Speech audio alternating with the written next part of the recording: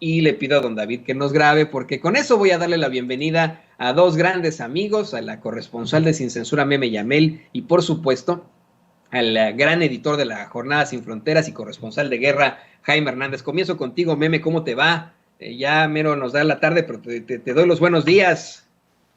Mi Toñito, ¿cómo estás? Pues sí, ya estamos a nada de que nos den las buenas tardes, pero aquí andamos y le mando un abrazo a toda la familia Sin Censura.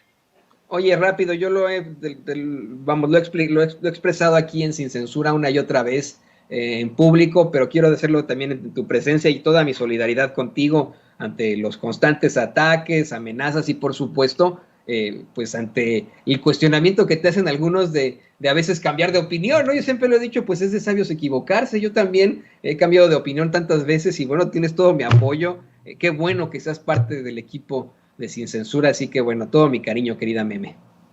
Muchas gracias, Toñito, de verdad, muchas gracias a toda la familia de Sin Censura por todo el apoyo que siempre nos están brindando. No, pues ahí está, eres parte de esta gran familia y también te saludo a ti, Jaime, te saludo en esta muy interesante mañana con tantas declaraciones y pues con tantas tonterías que se plantean en las redes sociales, en Twitter. ¿Cómo estás, querido Toño? Aquí listo, para lo que tú me digas, le mando un saludo a Meme Yamel.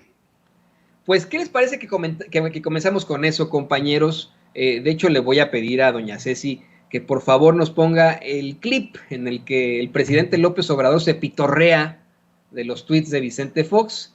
Dice que dan risa y que no bosteza uno leyéndolos. Da un panorama al respecto para terminar diciendo que uno de los tweets más chistosones de Vicente Fox es de decir que hacen las cosas con las patas al referirse al Tren Maya, ¿no? Y pues bueno, insiste con que no le tiene odio a Fox, que más bien como que lo ve de menos al pobrecito. Vamos a ver y escuchar esta situación tan interesante y lo platicamos de vuelta con Meme Yamel y con Jaime Hernández. ¿Quieren ver cuál es su estilo? Porque no ha cambiado. Y no sé si genio, pero figura así, hasta la sepultura. Pon ayer sobre qué habló ayer o antier.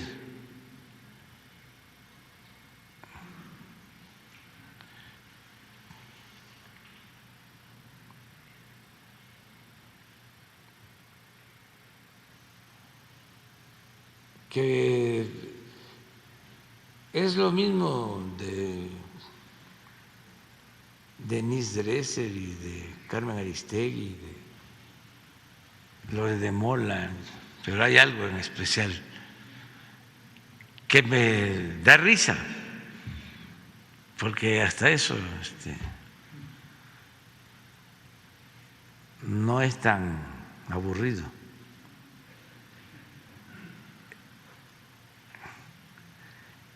No bosteza uno leyendo sus textos. Bueno, y de ahí se siguió el presidente a exhibir a Vicente Fox. Yo todo el día he estado anonadado, compañeros, con un tuit que emitió Vicente Fox desde ayer, en el que tiene unas faltas de ortografía garrafales. O sea, no son ni siquiera typos, no es que de pronto se le fue ahí el autocorrector o que de pronto, no sé, ¿no? Se le fue una letra de más, ni nada. No. O sea, son verdaderas faltas de ortografía gruesas. Pone H's donde no van, pone B's donde tampoco van. No, una situación verdaderamente terrible que planteaba yo ayer en cuanto a lo que tuitea Fox. Ahí estaba poniéndoselo don David en pantalla a ustedes, compañeros, y al público consentidor de Sin Censura, ¿no? Dice, le pone H a ogro, ¿no? Le pone V a vamos, ¿no? En lugar de V, no, está de locos. Yo no estoy de acuerdo, querida Meme, con el presidente López Obrador. A mí no me parece que esté, pues en todo caso, dando risa, tanta risa, que uno bostece, no deje de bostezar, más bien indignan este tipo de tweets, indigna más esa declaración que pues algunos tendrían que avergonzarse de haber votado por Vicente Fox, ¿no?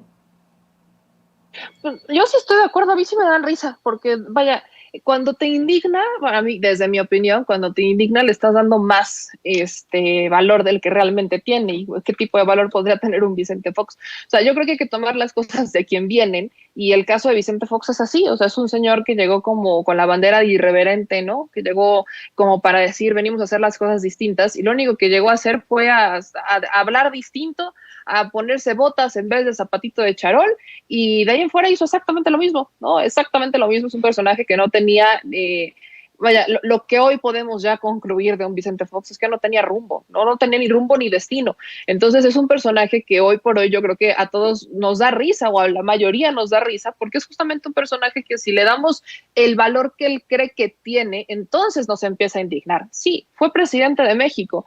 En su momento, imaginemos, ¿no? En su momento era la mejor opción, ¿no? Para algunos, en su momento pensaron que él iba a hacer el cambio, lo dejo entre comillas, porque, vaya, son vendehumo, ¿no? Son estos personajes vendehumo que van con esta bandera, ¿no? De yo aquí, yo voy a hacer las cosas distintas, y el cambio, ¿no? Y el cambio con el milenio y no sé qué. Y lo único que terminaron haciendo fue, si no es que más negocios o peores escándalos de corrupción, ¿no? El Toalla Gate. Vaya, con Vicente Fox, ya creo que a estas alturas a los mexicanos nos quedó una lección importante, de que no porque llegue con la bandera de irreverente quiere decir que necesariamente sea bueno o que sea diferente. Entonces, a mí sí me dan risa las publicaciones de Vicente Fox, porque yo no le doy más importancia de la que tiene, que es algo que él quisiera, ¿no? Como que lo ha buscado, sigue navegando con la bandera de yo fui presidente de México, y la neta es que sí, o sea, eso sí coincido, sí da pena, ¿no? Sí da pena que haya sido presidente de México, que una persona que se expresa así haya sido presidente de este país. Es algo en lo que sí uno dice, caray, como que sí estábamos muy mal, ¿no? Cuando estábamos en el 2000, como que las cosas no estaban muy bien para que se terminara votando por este señor, pero al final de todo se aprende, ¿no? De todo se aprende, y si algo nos dejó justamente una lección Vicente Fox fue en no creer en él, ¿no? Fue en los chiquillos y chiquillas que al final se llevó financiamientos. Este señor financió con el recurso de Los Pinos, ¿no? Con el recurso que solicitaba para Los Pinos su rancho, ese rancho del cual dice que él no vive de su rancho, ¿no? Porque no es de él, que es de varios socios. Entonces, es un Vicente Fox que hoy debería de estar más en la farándula y en el basurero de la historia que redactando tweets, pero es la única manera que tiene él como de seguir vigente, y lo que decía hoy el presidente es de, bueno, es que siempre ha sido el mismo, da risa porque no cambia. Entonces, imaginémonos, ¿no? No cambia este personaje y quiere seguir vigente en la política mexicana. Bueno, pues ya dependerá de nosotros si le permitimos que siga vigente en la política mexicana, o si ya lo vamos mandando a donde debería de estar desde hace muchos años. Pero es que para algunos memes sí es muy vigente. Hay gente en la clase media alta y la clase alta que ven a Vicente Fox como, bueno, el mero mero, pero yo no sé qué van a pensar ellos cuando ven estos tweets en los que le pone H a ogro y B a vamos, B de burro, pues, ¿no? Es terrible. Y le pido a don David que nos grabe para hacerle el siguiente planteamiento a Jaime.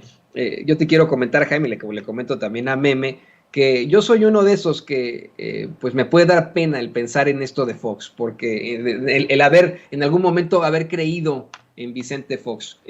Antes no existía en México, no existía en nuestras elecciones que los jóvenes de 17 años que ya mero cumplían 18 podían votar, ¿no? A mí me tocó justamente las elecciones del 2000 cuando yo tenía 17 años y no pude votar, pero si les soy perfectamente honestos, yo le compré la idea a Vicente Fox. Me acuerdo haber ido a un meeting del ingeniero Cuauhtémoc Cárdenas en aquel entonces, y imagínense, yo un chavillo de 17 años, y haber platicado con varios compañeros que habían ido a ese meeting, en decir, bueno, pues nos gusta más en todo caso este candidato, el ingeniero Cuauhtémoc Cárdenas, pero el único que va a poder sacar al PRI de Los Pinos es Vicente Fox, es el que está siendo apoyado por todos. Pues yo creo que habría que votar por él. Yo no voté por Fox porque no me dieron todavía la credencial de elector en ese entonces, pero lo hubiera hecho, y hoy me hubiera arrepentido muchísimo de eso. Hoy me sentiría avergonzado,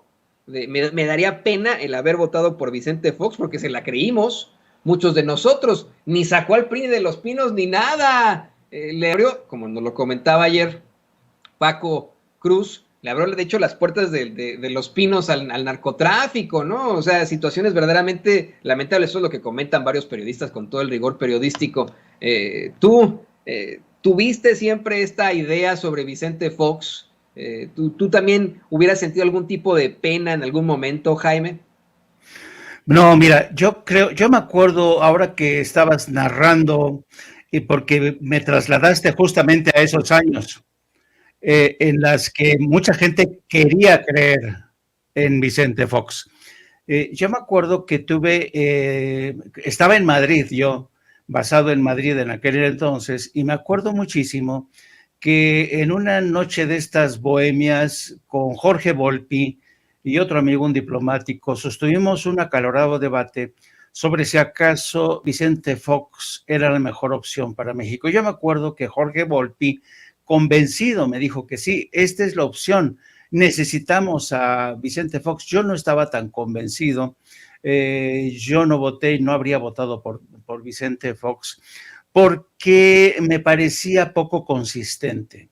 Bueno, pero con el paso del tiempo, pues Vicente Fox demostró que mucha gente quería ser engañada.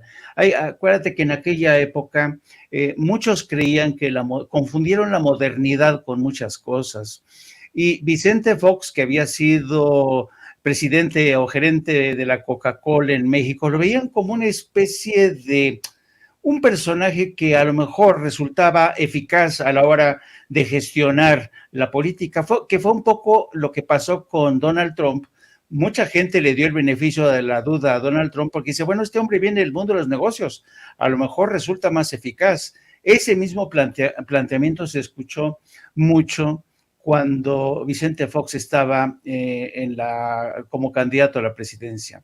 Con el paso del tiempo, mucha gente se sumó a esta expectativa, pero con el tiempo mucha gente descubrió que Vicente Fox en primera instancia era una suerte de, ¿cómo se llama este personaje que llega por accidente y triunfa en todos lados? Este personaje que es un actor que interpretó Tom Hanks, que resulta, ¿perdón? Ándale, exacto, Forrest Gump. Se convirtió en una especie de Forrest Gump que nadie sabía muy bien cómo había llegado, pero había llegado, ¿no? Y con un impresionante respaldo popular. Y luego, con el paso del tiempo, porque yo hice todo el recorrido que fue la presentación de Vicente Fox como candidato y ya presidente electo, y yo me acuerdo que en Alemania lo recibían como, dice, wow, qué tipo tan pintoresco, ¿no? Llegaba con su hebilla de Fox, sus botas vaqueras, y los alemanes impresionados cuando llegó al Palacio de la Zarzuela en España, lo mismo, todo el mundo decía, bueno, este tipo va a revolucionar la política en México. Pero luego nos dimos cuenta que en realidad él y sobre todo su esposa Marta, cuando aterrizaron, cuando llegaron a la presidencia, llegaron con el cuchillo entre los dientes, porque empezaron a justiciar y sin piedad, metieron mano en medios de comunicación, metieron mano en negocios, metieron mano en donde pudieron.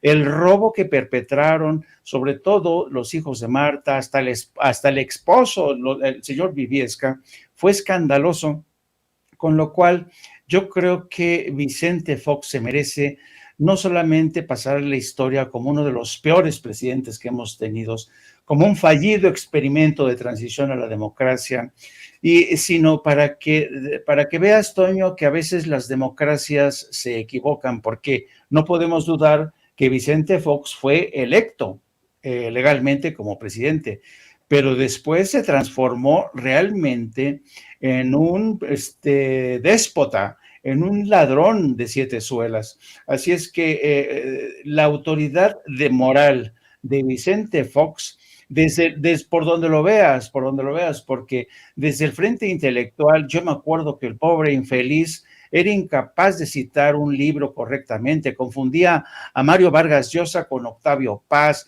escribía pésimo, pero eso sí se le daba muy bien llegar con su smoking y su mujer ataviada sabes, como una princesa rusa, a los grandes banquetes a la que le invitaban los banqueros, los inversionistas, y finalmente nos dimos cuenta que Vicente Fox venía de ese mundo, del mundo de los banqueros, del mundo de los inversionistas, que no le importaba en absoluto la gente de a pie, los pobres que había en México, y llegó en un afán de recomponer todo el mosaico informativo. Hizo una voladora controlada del Excelsior, cortó cabezas de directores, impuso a los suyos, regaló columnas políticas. Ese fue Vicente Fox. Así es que no venga ahora el señor Vicente Fox a dar lecciones de democracia, porque yo no sé qué a estas alturas quién le va a creer a este farsante, a este ladrón que durante sus 6 años empeoró la situación, la hizo más miserable para la mayoría de los mexicanos. Para mí, Jaime Meme, la verdad es que siempre ha sido Vicente Fox lo mismo que Donald Trump. Siempre, siempre. Incluso cuando le mentó la madre a Trump, pues se pusieron al nivel, pues, los dos. A mí no se me olvida, por ejemplo, en estas pifias, cuando le llamó a José Luis Borges, ¿no? No sé si se acuerdan. Dijo, cómo me dio coraje a mí en ese entonces también. Dije, pero qué bárbaro, qué barbaridad. Pero bueno, ese fue el presidente que tuvimos y pues ni modo. Pero fíjense, creo que hemos tenido todavía presidentes peores, y le pido a don David que nos grabe. Grábenos, por favor, don David. Fíjense, hoy en la mañanera, el presidente López Obrador insistió que ahora con lo de García Luna, pues continúa callado Felipe Calderón. Y hay tantas cosas alrededor de Felipe Calderón, ¿no? Hay tantas situaciones que no nos dejan más que pensar que es tal vez el presidente más malvado y nefario que hemos tenido los mexicanos. Tan solo con hablar de las puertas del infierno que nos abrió a todos los mexicanos con su supuesta guerra, tan solo al hablar precisamente de García Luna, y cada vez que se le menciona este caso, este tema, a los ultraconservadores, a los ultraderechistas, de inmediato saltan Meme. Ayer que Epigmenio Ibarra, el periodista y productor Epigmenio Ibarra, gran lobo rampante del grupo 6, esa nada más me la sé yo, pero el grupo 6, del grupo Scout 6, ayer que Epigmenio Ibarra le planteaba precisamente la destrucción de México a manos de este par de pillos de Felipe Calderón y de García Luna a Ciro Gómez Leiva, pareció, y te ofrezco disculpas por el siguiente comentario, pero pareció que le pusieran un cohete en el culo a Ciro Gómez Leiva, y de inmediato se prendió y empezó a gritonear para defender a García Luna, a Calderón. Esto fue mencionado precisamente por el presidente López Obrador hoy en la mañanera, y hizo unas cuestiones, bueno, además hizo unas cuestiones extremadamente duras el presidente al gobierno de los Estados Unidos, el Poder Judicial acá en los Estados Unidos. Vamos a ver esta declaración que estuvo muy, muy fuerte y la comentamos en unos momentos más, compañeros. Entonces, ahora con lo de García Luna, se ha quedado callado, y no solo él, sino los que lo apoyaron y trabajaron con él y le ayudaron. Me llama la atención que cuando sale el tema de García Luna, Ciro Gómez Leiva y otros se enojan. ¿Dónde está la capacidad para rectificar?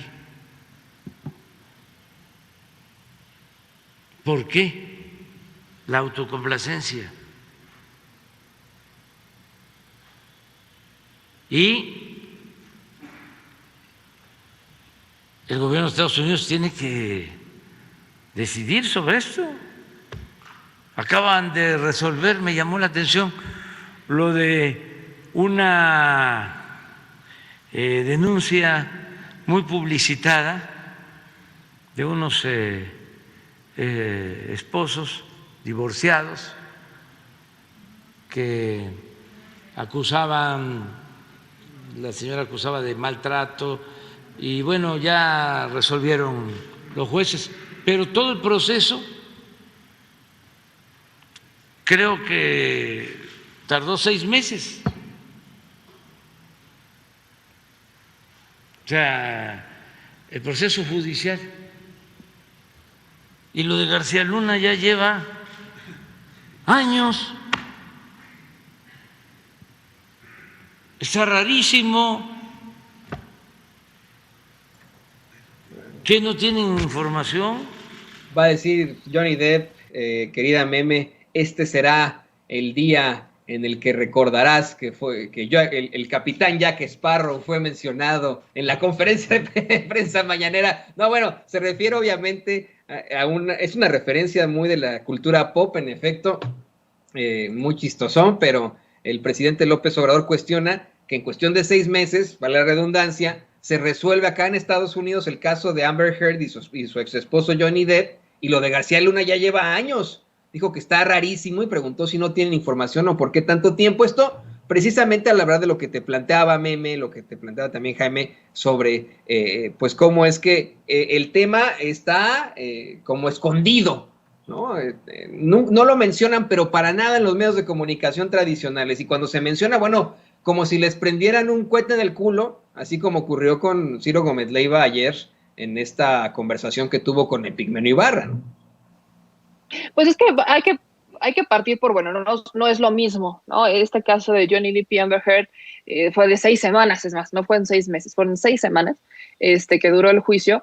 Y estamos hablando de un caso de difamación, ¿no? Que no es lo mismo a un caso de vínculos con el narcotráfico. Entonces, no es exactamente lo mismo. Yo no los valoraría igual. Pero también hay que recordarle a la audiencia el por qué se ha atrasado tanto el caso de Genaro García Luna. Porque es un hecho. O sea, el presidente tiene razón cuando dice que se ha atrasado mucho. O sea, que pasan años y siguen pasando los años y no hay mayor avance. Y es porque este es un caso muy complicado, es un caso que tiene más de 1 millón de pruebas, 1 millón de evidencia que debe de leer la defensa, ¿no? Y ahí ha habido muchos problemas porque Genaro García Luna no habla inglés y la pandemia le cayó como anillo al dedo. Entonces han estado aplazando el juicio, tanto la fiscalía como la defensa, por asuntos relacionados con las pruebas, ¿no? Que si no les han llegado, que si no las han terminado de leer, que si no tenían las herramientas en la prisión para que Genaro se pudiera comunicar con la defensa. Vaya, han sido varios, ¿no? Elementos ahí, ingredientes que han derivado en el aplazamiento de este juicio,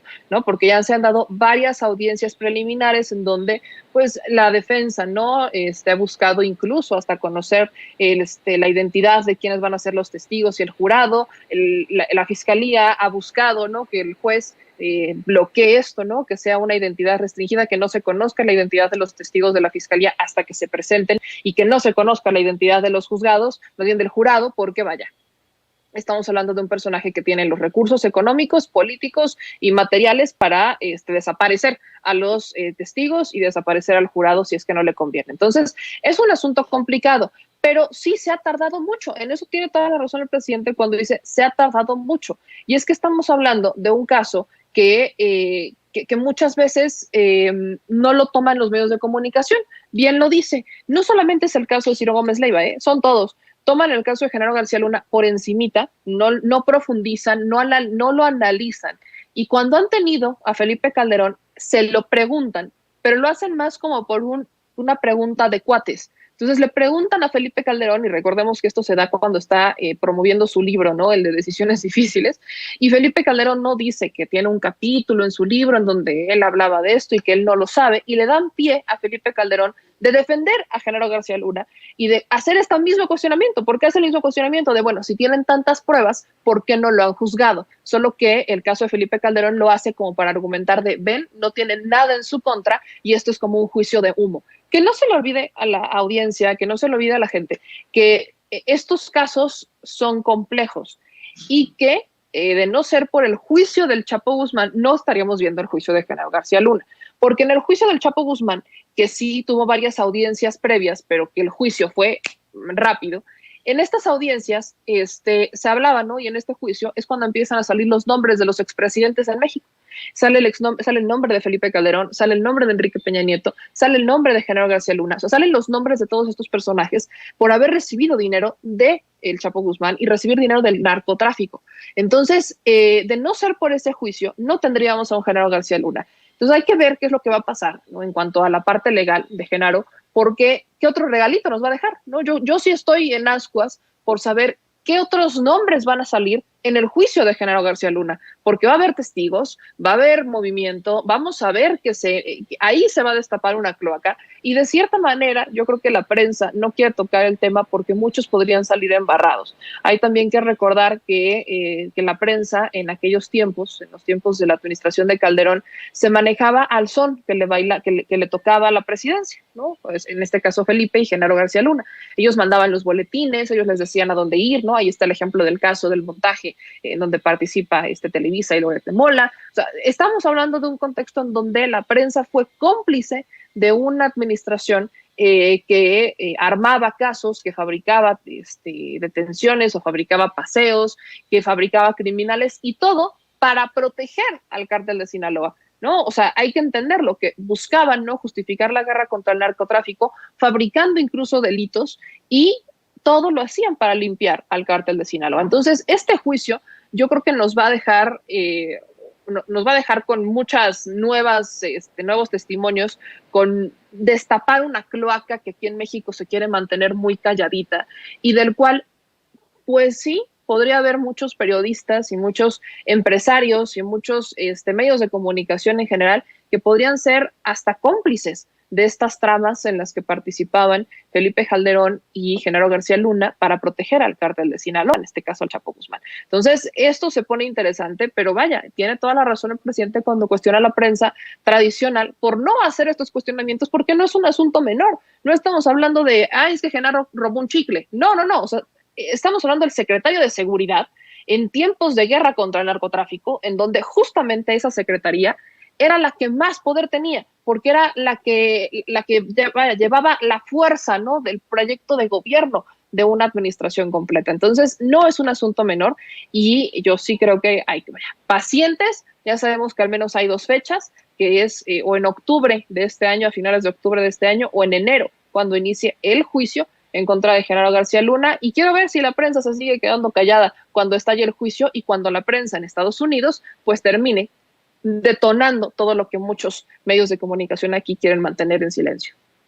Meme me están pidiendo miembros del público consentidor de Sin Censura que te ofrezca disculpas por haberte dicho lo que le ocurrió a Ciro Gómez Leiva tan pronto le tocaron el tema de Felipe Calderón y de García Luna. Tiene usted razón, público consentidor, te ofrezco disculpas, Meme, si mi lenguaje fue muy perdulario. Lo voy a decir sin que suene, sin palabrotas, con palabras pues que son reales, en efecto. Y de hecho le pido a don David que nos grabe, te hago el mismo planteamiento, Jaime, pero ya sin palabrotas. En efecto, para muchos comunicadores, el hecho de que de pronto se mencione el nombre de Genaro García Luna o de Felipe Calderón en un contexto negativo, como Ciro Gómez Leiva, es como si les pusieran un fuego artificial en el recto. ¿Así está mejor a los que critican? Bueno, espero que sí. ¿Tú qué opinas de esto, querido Jaime?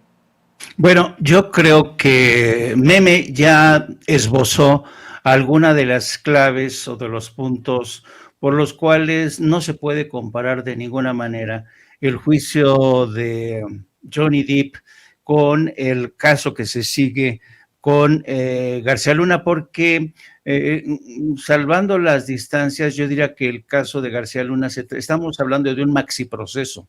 ¿Por qué es un maxi proceso? Porque se trata no solamente de García Luna. Lo que se va a poner en juicio, lo que se va a poner en tela de juicio es a todo un sistema político que se sustentó en los acuerdos con el narcotráfico, particularmente con los cárteles de los Beltrán Leiva y con el cártel de Sinaloa. Además, mucha de la información que se va a ventilar a partir del mes de octubre, como bien dice Meme Yamel, es información que de alguna manera ya se ha ventilado a través de libros, lo que yo llamo la narcoliteratura, en donde salen las declaraciones del Vicentillo narrando cómo había los acuerdos con el gobierno de Calderón a través de García Luna. O sea, vamos a ver. Va a ser una puesta a escena en que vamos a ver a los protagonistas que de alguna manera ya han salido a relucir en estos libros de narcoliteratura y en los testimonios del propio Vicentillo. Tú sabes que los testimonios del Vicentillo nutrieron la causa contra el Chapo Guzmán y por ende también van a nutrir la causa contra García Luna. Ahora, ¿por qué es tan tardado? ¿Por qué es tan tardado? Para la gente que no está familiarizada con el sistema judicial de Estados Unidos, hay que tener en cuenta que los fiscales son muy meticulosos porque al tratarse de un maxiproceso, con muchas aristas de carácter político que tienen que ver con un gobierno como el de México, tienen que ser en extremo meticulosos y además tienen que aportar pruebas, las pruebas que sustentan los elementos a la defensa de García Luna, como bien señalaba Meme Yamel, y esto lo han retrasado el tema de la pandemia, el tema que ha dificultado, por ejemplo, entrevistar a ciertos presos que han decidido cantar en contra de García Luna para sustentar la acusación. Y luego es un trabajo, la verdad, muy engorroso porque son miles de documentos que tienen además que pasar por la traducción y tiene que ser una traducción fiel de estos documentos. Yo no sé si ustedes se acuerdan, querido Toño, del proceso que se siguió contra Shen Li Yegón.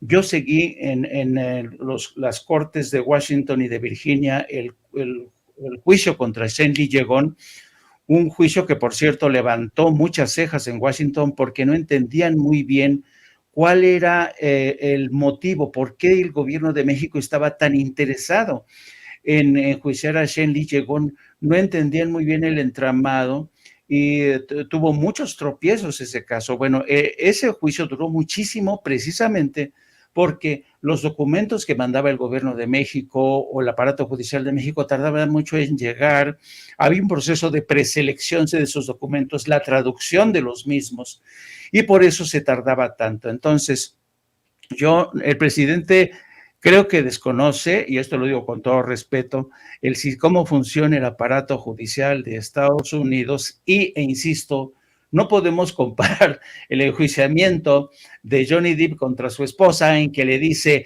no, es que esta mujer me dejaba hasta caca en la cama. O sea, no puedes comparar eso con un juicio como el de García Luna, donde se detallan los nexos que tenía con el cártel de Sinaloa, cómo Felipe Calderón estaba enterado. En fin, mejor esperémonos, vamos a esperarnos, porque si todo funciona como está previsto, a partir del próximo mes de octubre se va a empezar a ventilar esto y créeme, esto va a ser una continua tormenta de informaciones, de testimonios y nos va a tener bastante entretenidos. Definitivamente, yo también les quiero decir que estoy de acuerdo con ustedes, me han convencido, compañeros, totalmente, ¿no? A mí me parece indignante los tiempos en los que se han desarrollado este megajuicio, este maxi proceso como Jaime le llama, pero tienen toda la razón, hay tanto que aportar y cada vez se habla de más pruebas y más pruebas y más pruebas y tiene que quedar esto completamente resuelto en tiempo y forma, pero hay que tener paciencia, tienen ustedes toda la razón. Ya para cerrar, y le pido a don David que nos grabe, quiero analizar esta declaración con ustedes, compañeros, una declaración que hace Carlos Pozos en la conferencia de prensa mañanera. Carlos Pozos ha sido discriminado por muchos medios de comunicación tradicionales, por sus representantes, pero yo sí lo recuerdo del trabajo periodístico hace tiempo, ¿no? Yo sí recuerdo haberlo visto en varios medios. A mí me tocó, de hecho, hacer un seminario de actualización periodística con muchos otros reporteros hace muchísimos años, al que precisamente asistió también Carlos Pozos, Lord Molécula, y hoy hace una declaración extremadamente fuerte, que pues puede cuestionarse, pero pues él dice que esto fue lo que ocurrió. Dice que le ordenaron a él, le mandaron entregarle a López Dóriga un chayo, imagínense usted, en la cumbre de la PEC, ahí en Chile. Esto fue lo que dijo Lord Molécula en la conferencia de prensa mañanera. Me parece que son palabras muy, muy fuertes.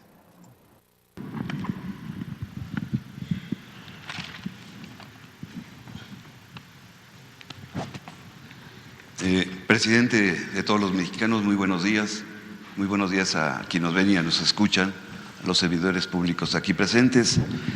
Quiero aportar, si usted me lo permite, cómo se han hecho fortuna esos periodistas que sistemáticamente opinan y no informan, como es Joaquín López Dóriga Velandia, ¿Quién inventó comentarios a la noticia como estrategia de venta, señor presidente?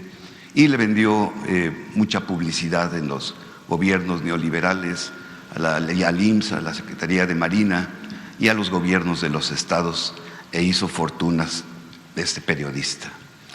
Y quiero comentarle, presidente, que yo en 1999, en la cumbre de la PEC en Santiago de Chile, en el Hotel Asturias, en la habitación 319, me encargaron llevarle su chayo en dólares a este periodista que se dice tan pulcro y tan limpio.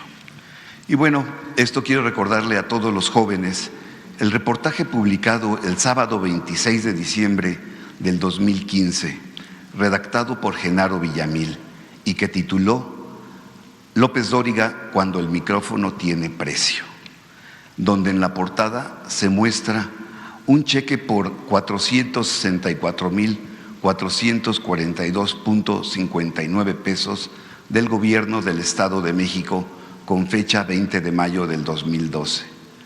El reportaje narra el pleito inmobiliario entre María Asunción Arumburuzabala y la familia del conductor estelar de ese entonces de Televisa, Joaquín López Dóriga Belandía.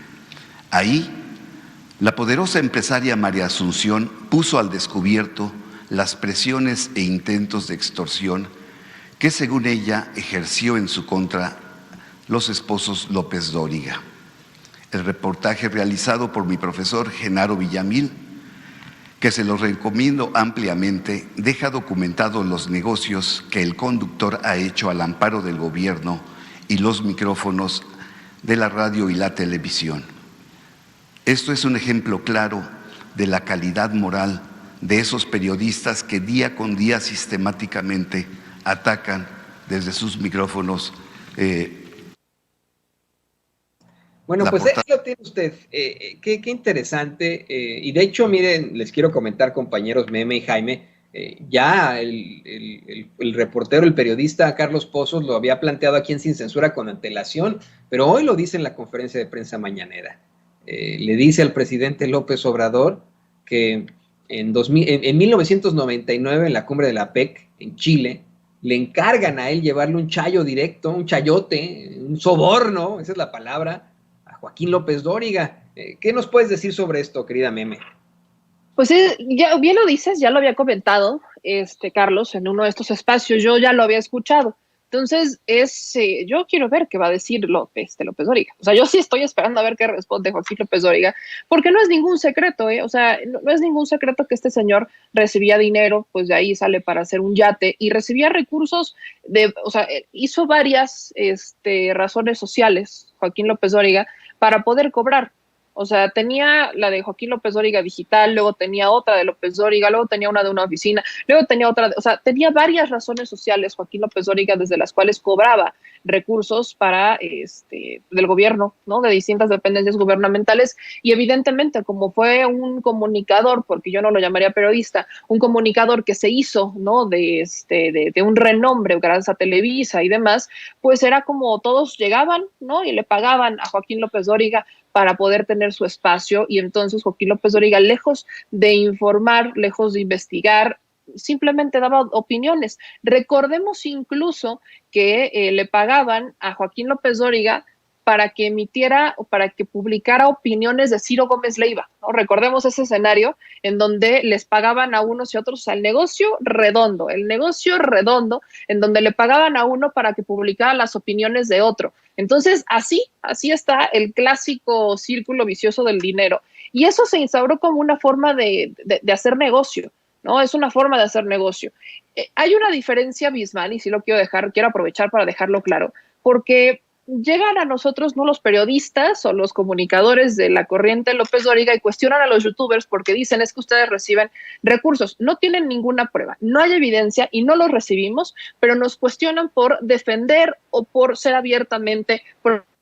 Pero a ellos uno no los puede cuestionar por recibir un recurso literalmente para quedarse callados, porque eso es lo que hacían. literalmente se quedaban callados, recibían dinero para no decir nada, más que opiniones positivas, más que opiniones a favor de, a menos que les pagaran para dar una opinión en contra, cosa que se empezó como a instaurar en tiempos ya de Claudio X González con Mexicanos contra la Corrupción y la Impunidad, que es otro ejemplo de cómo la prensa utiliza este recurso, utiliza este poder para presionar a los gobiernos o sacarle jugo cuando quiera. O sea, en vez de que la prensa se convirtiera, ¿no?, en el que busca la verdad y en el que le informa al pueblo, se convirtió en el que hace negocio con la información, se convirtieron en sicarios de la información. Las opiniones no son noticia y se convirtieron en noticia. Lo que es triste es que todavía en estos tiempos lo querían seguir manejando tal cual. Se acordarán de esta nota, ¿no?, que de una opinión, de un rumor más bien, que había salido entre Riva Palacio, Héctor de Mauleón, estaba también ahí metido Loret de Mola, ¿no?, que fue un simple rumor de un funcionario que había pedido información de un abogado de uno de estos medios de comunicación. Y terminaron creando una nota en el Financiero y en el Universal de que el gobierno federal mandaba espiar a los periodistas, ¿no? O sea, fue una transición brutal donde no había información, no había nada, no tenían un solo dato para sustentarlo más que un rumor. Así de mal acostumbrados estaba la prensa en este país a que sus opiniones se convirtieran en noticia, en titular de la prensa, cuando no es así. Las opiniones no tienen por qué ser noticia, ¿no? Las opiniones es para que las pongamos sobre la mesa, nos generemos un criterio, para que las analicemos, nada más, pero no se tiene por qué convertir en una noticia a menos que seas el presidente de la República. Entonces, es un cuestionamiento constante que se le hace a la prensa, y yo celebro que mi querido Lord Molecula lo haya puesto, que si a bien yo he dicho a veces no estoy de acuerdo con la forma en que hace posicionamientos Carlos Pozos, es un personaje que sabe, y también por eso le resulta incómodo a estos personajes, porque lo conocen, porque saben quién es, porque saben que sabe, ¿no?, de dónde vienen estos recursos y cómo es que la prensa en México ha construido un imperio a punta de mentiras y a punta de boletines. Y eso es algo que tiene que cambiar. Por eso viene esta transición, por eso incomodan las comunicaciones digitales, por eso incomodan las nuevas voces, por eso incomodan los nuevos espacios, porque están dándole la batalla a estos personajes que antes, ¿no?, tenían y hacían negocio con los medios de comunicación y hacían negocio con el gobierno porque recibían recursos, y muchos hoy siguen recibiendo recursos, y hoy ya no tienen esa oportunidad, ¿no? A menos que te vayas a algún estado en donde todavía pasa esto. Pero vaya, yo me iría todavía a un punto más arriba. Hay una forma de regularlo. Yo, perdón que siga insistiendo con eso, ya tengo cansada a la gente, yo creo, con el tema, pero es la regulación de la Ley General de Comunicación Social. No, recordemos que la Suprema Corte el año pasado obliga o mandata que la Cámara de Diputados regule la Ley General de Comunicación Social, que en tiempos de Enrique Peña Nieto legalizó este tipo de, vaya, si de por sí se hacía, lo legaliza a tal modo en que los recursos se pueden entregar de forma discrecional a todo tipo de comunicadores, a la prensa, más bien, o sea, el gobierno en turno decide cómo, cuánto y a quién le entrega recursos sin que existan reglas y procedimientos a cumplirse. Lo que dice la actual Ley General de Comunicación Social es que debe de cumplirse con efectividad y eficiencia a la hora de entregarle el recurso a un medio de comunicación. Eso no nos dice absolutamente nada, porque queda sujeto a la interpretación, ¿no? Quedará sujeto a la interpretación del gobierno en turno, que es efectivo y que es eficiente, mientras que no hay reglas claras. El único que llegó a poner sus propias reglas fue el propio Andrés Manuel López Obrador, cuando llega al gobierno y cambia la forma en la que se le iba a entregar los recursos a los medios de comunicación, porque el gobierno federal lo que dijo es que se les iba a entregar por proyecto, que ya no se les iba a entregar así como su mensualidad, ¿no?, de sus recursos, su nómina, sino que se les iba a entregar por proyecto y que se iba a analizar el proyecto dependiendo a cada quien, más o menos como un tipo de licitación. Entonces, hizo sus propias reglas, pero sí existe una Ley General de Comunicación Social que se tiene que regular para ponerle freno a este esquema de negocios, como bien lo decía Lord Molecula, es un esquema de negocios con la información. Entonces, la prensa aquí prácticamente sabe que si hacen un medio de comunicación, están esperando, ¿no?, a tener lo suficiente o el suficiente alcance como para poder llegar con algún gobierno, alguna oficina de comunicación social, a presentar, ¿no?, sus documentos y decir, bueno, este es mi alcance, dame oficialmente a partir de hoy, méteme en la nómina del gobierno. Entonces, eso se convirtió en un negocio, lejos de que un medio de comunicación se buscara crear para informarle a la gente. ¿no? Entonces, ahí creo que los ciudadanos también tenemos gran parte del poder en este momento, porque vaya, voltemos a ver el caso de otra de las grandes, y lo digo entre comillas, comunicadoras que recibía recursos, Adela Micha, que hoy por hoy ya no está en el Heraldo, ¿no? Ya no está dentro de este medio de comunicación, ahora ya es una youtuber más, como todos nosotros, y volteamos a ver estos personajes que llevaban, ¿no? Como el gran estandarte de medios de comunicación y que ya están empezando a perder espacios en la televisión o en el radio o en la prensa escrita, ya no están teniendo este rating que antes tenían o que alguna vez tuvieron, y eso es gracias a las audiencias, ese es gracias al poder de la audiencia.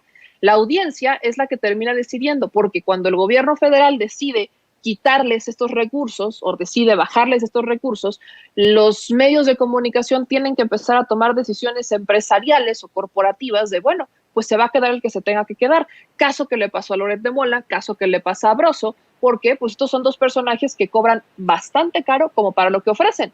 Entonces, no les quedó más que a Loret de Mola y a Broso que convertirse en sicarios de políticos que crearon un medio de comunicación para golpear al gobierno en turno, porque ya no les iban a pagar lo que ellos estaban acostumbrados a que les pagaran dentro de esta prensa, porque ese recurso ya no fluye. Entonces, yo simplemente exhortaría, ¿no?, a los diputados a terminar de ponerle la cereza al pastel en esta Ley General de Comunicación Social, porque así se puede presionar a los congresos locales para que busquen una homologación y que en los gobiernos estatales donde todavía no llega esta transformación, ¿no?, en los medios donde todavía vemos que los gobiernos, ¿no?, siguen dando mucho recurso a la prensa local y que por eso la prensa local no los cuestiona, pues yo creo que solamente así es como vamos a lograr empujar un ajuste, un cambio, y que ya no sea ese chayote el que maneje la información en este país.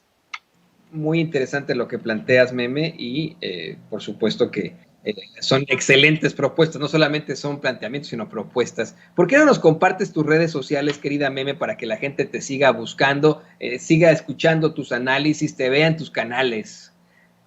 Muchas gracias, le mando un abrazo, mi querido Jaime, que como siempre es un gusto poder compartir con él mesa y contigo, mi querido Toñito. Y bueno, ya saben que ahí me encuentran en todas las redes sociales como @memeyamelca. Ahí estamos en el Detrás de la Mañanera y despuesito de la Mañanera. Ahí estamos como que tú vas cerrando y yo voy entrando, Toñito. Y después nos vemos en Al Chile a las 9 de la noche, también en YouTube, en Facebook, en Twitter, en Twitch, en todos lados. Entonces, les mando un beso y gracias, como siempre, a toda la bonita audiencia de Sin Censura por seguir al pie del cañón y por apoyarnos siempre. Gracias a ti, Meme, y en efecto nos pasamos ahí la estafeta con mucho gusto. Y le pido a don David que nos grabe también para pedirle su conclusión al queridísimo Jaime Hernández, precisamente sobre estas declaraciones de Carlos Pozos, que yo, mire, quiero insistirle a usted que nos ve y que nos escucha, ya ni siquiera fueron sobre publicidad oficial. Habla de un chayote per se, de que él le encomendaron a él darle un chayote a López Dóriga en 1999 en Chile, imagínese usted, durante la cumbre de la PEC. Eso es lo que dice Carlos Pozos. ¿Tú qué nos puedes decir sobre esto, Jaime? Bueno, yo la verdad es que no me extraña ni me asombra la revelación, la declaración de Carlos Pozos esta mañana, durante la mañanera, porque ten en cuenta, Toño, que yo soy un periodista que ha ejercido este oficio casi durante 50 años. Así es que, digamos que he pasado tantas épocas, he desfilado durante tantas décadas durante el ejercicio de este periodismo, así es que no me gusta. Y además otra cosa, que yo trabajé con Joaquín cuando Joaquín era el conductor del famoso noticiero 13 del canal 13 7 días. Y para que te des una idea realmente, porque una de las cualidades que siempre ha tenido Joaquín López Dóriga es que siempre ha sido un cínico. Joaquín es un cínico total, y él lo reconoce. Acuérdate que para entender a Joaquín hay que ver de dónde viene Joaquín. Me refiero a su cultura como periodista. Él fue el niño consentido de José López Portillo, un presidente que le llamaba el güero de cariño, un presidente que elevó los niveles de corrupción a niveles nunca antes visto. Y en aquel entonces Joaquín López Dóriga era el consentido, era el niño consentido de Joaquín López Dóriga, y por eso le dieron el noticiario en el Canal 13. Acuérdate que en aquella época, cuando López Dóriga era el conductor de 7 días, la responsable de radio, televisión y cinematografía era Margarita López Portillo, la hermana del presidente. Bueno, por un pispás, porque también Margarita López Portillo era una cosa seria. Se peleó con Joaquín y salió volando por los aires, Joaquín, muchos salimos volando por los aires, y ahí se terminó, digamos, todavía yo después le llevé, poco después de la salida del 13, yo le estuve haciendo un noticiero de radio a Joaquín López Dóriga, y luego ya cortamos, cada quien tomó su camino, yo me fui como corresponsal a Europa, y no volvimos a coincidir sino hasta en un vuelo papal en el año de 1990. ¿Por qué traigo a colación este pasaje de mi historia y la historia de Joaquín? Porque ahí nos reencontramos Joaquín López Dóriga en un vuelo de papal del año 1990, cuando el Papa Juan Pablo II, Carlos Wojtyła, vino a México a invitación de Carlos Salinas de Gortari. Y me acuerdo que partimos de Roma a México y Joaquín, pues, íbamos platicando en el camino, y cuando ya nos tocaba, anduvimos acompañando al Papa por varios estados, porque estuvo por Durango, y luego cuando nos regresamos, a mí me regaló un amigo mío un libro de Vicente Leñero que se llama Los Periodistas. Y en ese libro, Vicente Leñero hace una relación de la corrupción que se había enquistado en el periodismo mexicano, y por supuesto no podía fallar en ese libro Joaquín López Dóriga. Entonces, cuando yo me subo al avión de regreso a Roma, me encuentro que también viaja conmigo nuevamente Joaquín, y yo venía leyendo el libro, y me lo topo, y me dice, ¿qué pasó? Digo, nada. Le digo, oye, ya ni chingas, Joaquín. Dice, ¿qué? Oye, pues que te robabas tanto dinero. ¿Quién dice eso? No, pues está en este libro. Dice, a ver, préstamelo. Lo comienza a leer. Dice, no, hombre, están pendejos, me llevo esto y mucho más. De ese cinismo era Joaquín López Dóriga, y recuerdo que precisamente en una de las escalas de esa visita papal, Joaquín se nos perdió en Durango, y cuando pues, andábamos, porque era una visita a una cárcel del Papa, y cuando regresa Joaquín de quién sabe dónde, regresa con un sobresote así amarillo, ¿no? Y había ido a recolectar su chayo al gobierno de Durango. Ese era Joaquín. Entonces, Joaquín se enriqueció desde la época imagínate, de José López Portillo, y luego se convirtió en una especie de factotum a lo largo de todas las presidencias. Durante la época, por ejemplo, yo ya estaba como corresponsal en Washington, cuando le tocaba viajar a algún funcionario del gobierno de Enrique Peña Nieto, estaba yo entrevistando a un secretario de Estado, y me interrumpían la entrevista a mí para darle entrada a don Joaquín López Dóriga y su programa de radio o de televisión. Era un factotum, tenía un poder impresionante, y imagínate si López Dóriga comenzó a recoger chayotes desde la época de que ya era Joaquín. Yo cuando me acuerdo, Joaquín tenía una residencia impresionante en aquel entonces. Imagínate ahora la cantidad de dinero que ha avanzado Joaquín López Dóriga.